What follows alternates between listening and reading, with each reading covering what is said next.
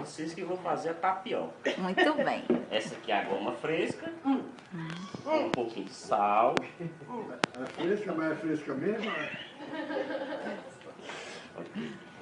Vamos pegar. O homem é bom, viu?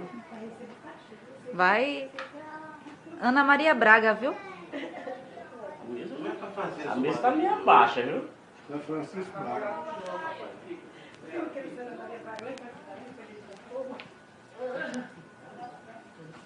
Já comeu, já?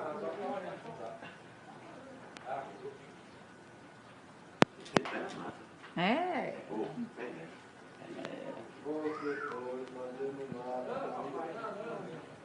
Bom, a massa tá pronta. Cuidado que essa tapioca vai ficar internacional. É. Vai direto para Recife. Só tem que mostrar o curativo. Nossa, aí é. Ai, não. Aí não dá.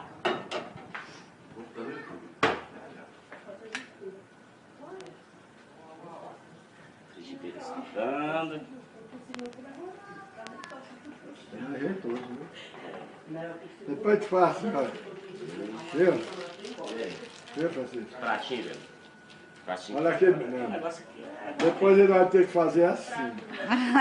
Como? Mostra aí, seu Alencar, como é que ele vai ter que fazer. Fazer desse jeito. Eita. Só que eu fiz só com a mão, mas é com as duas. Ah. Às vezes é o Wilson pra cá.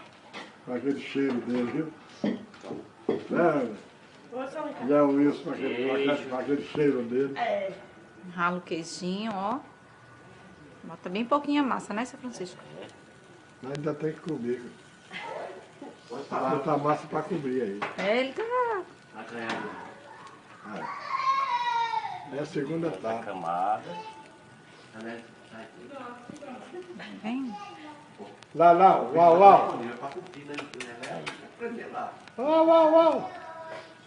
É doido? Diga, doido? O segredo vem depois, né, seu Francisco? O segredo é virar. Cadê Pipi? Cadê Pipi?